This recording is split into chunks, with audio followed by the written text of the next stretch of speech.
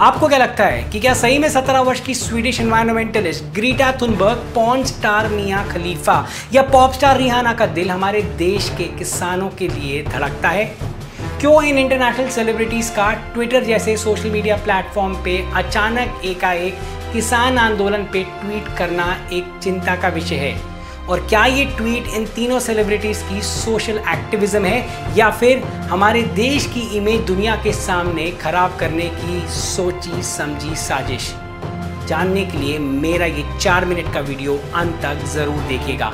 और अगर आप मेरी बात से सहमति रखें तो वीडियो को लाइक और शेयर जरूर कीजिएगा, क्योंकि इस समय हर भारतीय जो इन सेलिब्रिटीज के ट्वीट को शेयर और लाइक कर रहा है उसको इनके छुपे एजेंडा की पूरी जानकारी मिलना बेहद जरूरी है।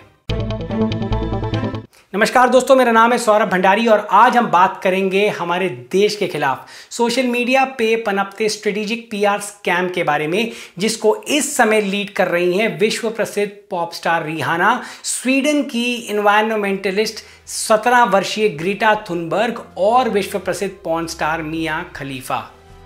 ये पूरी कहानी तब शुरू हुई जब रिहाना ने कुछ दिन पहले अपने ट्विटर के अकाउंट से हमारे देश में चलते किसान आंदोलन के बारे में ट्वीट किया और देखते ही देखते रिहाना का ट्वीट पूरे देश में एक हंगामा का रूप देने लगा।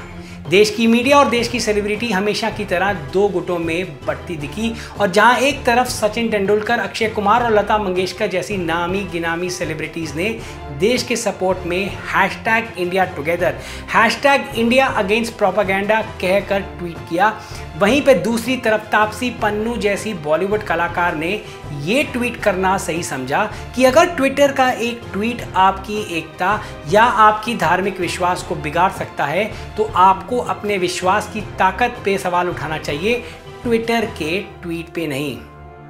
वाह पन्नू जी, सुन के बहुत बढ़िया लगा। अब ऐसे हाई मोरल स्टेटमेंट सुनने में बड़े अच्छे लगते हैं और शायद इसीलिए काफ़ी मासूम लोगों ने इसे रीट्वीट और शेयर भी किया। लेकिन तकलीफ ये है कि रिहाना के ट्वीट पे ऐसा कमेंट अगर कोई नॉर्मल इंसान जिसे सोशल मीडिया पे चलते celebrity marketing, content marketing, emotional marketing और पीआर इत्यादि की ज़्यादा समझ ना हो तो हम समझ सकते हैं कि इंसान भोला है। लेकिन तापसी पन्नू जैसी कलाकार जिनका पूरा समय इन्हीं सब मार्केटिंग स्ट्रैटेजीज के आसपास घूमता है, वो बोले तो सिर्फ दो ही चीज़ें समझ में आती हैं कि या तो ये कलाकार आपको बेवकूफ़ बना रहा है या खुद ही बेहद बेवकूफ़ है।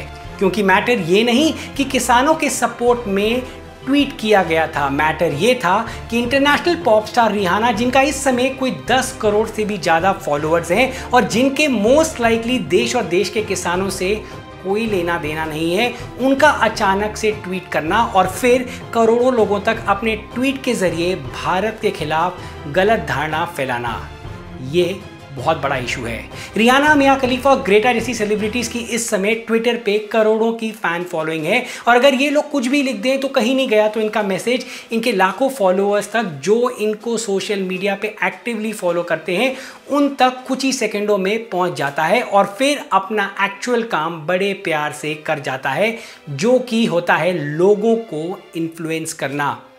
और इसी को इन्फ्लुएंसर मार्केटिंग का मैजिक कहते हैं।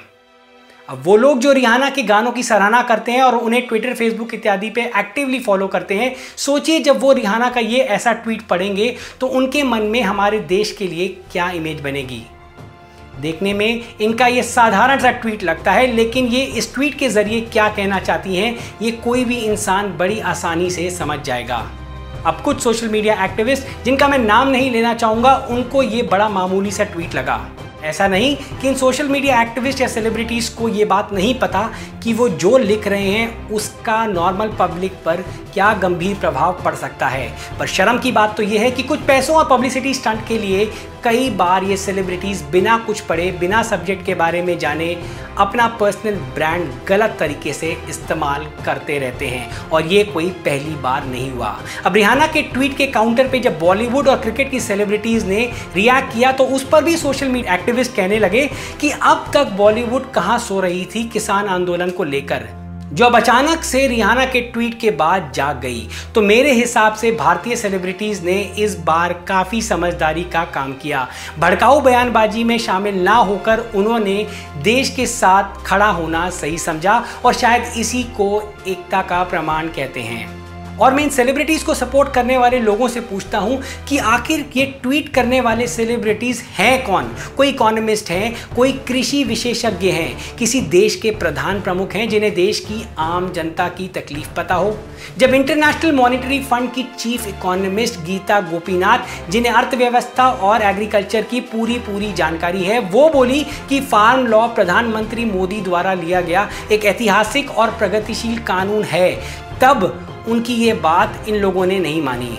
लेकिन जब रिहाना ने बोला तो सब तालियां मारने लगे। रिहाना, मिया खलीफा और ग्रेटा थुनबर्ग उस कैटेगरी की सेलिब्रिटी हैं जिनको आज भी अगर आप भारत के बारे में 2 शब्द पूछेंगे तो ये महात्मा गांधी, कामसूत्रा, योगा, ताजमहल और सांप सपेरों से ऊपर इनको हमारे देश की संस्कृति, देश की तकलीफों, देश की उपलब्धियों की धेले भर की भी जानकारी नहीं होगी। हमारे देश की जीडीपी, देश में उभरते हुए 3 स्टार्टअप के नाम या कृषि का हमारे देश की जीडीपी में कितना कंट्रीब्यूशन है, इन सिंपल सवालों का जवाब भी ये नहीं दे पाएंगे। मैं फिर से बोलता हूं, मेरे देश का किसान अन्नदाता है, देश का मासूम नागरिक है और मैं किसान आंदोलन या किसी भी तरह के शांति विरोध प्रदर्शन का सपोर्ट करता हूं जब तक कि वो शांतिपूर्वक है, क्योंकि ये हमारी डेमोक्रेसी की असली पहचान है। लेकिन देश के अंदरूनी मामले में हमें किसी भी तरह का वैश्विक हस्तक्षेप या दखल अंदाजी बिल्कुल नहीं चाहिए। देखिए, इस वीडियो का मकसद ये नहीं था कि मैं रिहाना, तापसी पन्नू या मियां खलीफा के खिलाफ बोलूं।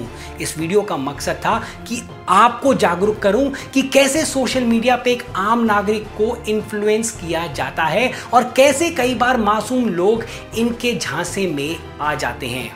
आपको जागरूक करना मेरी जिम्मेदारी, इस मैसेज को देशवासियों तक पहुंचाना आपकी जिम्मेदारी।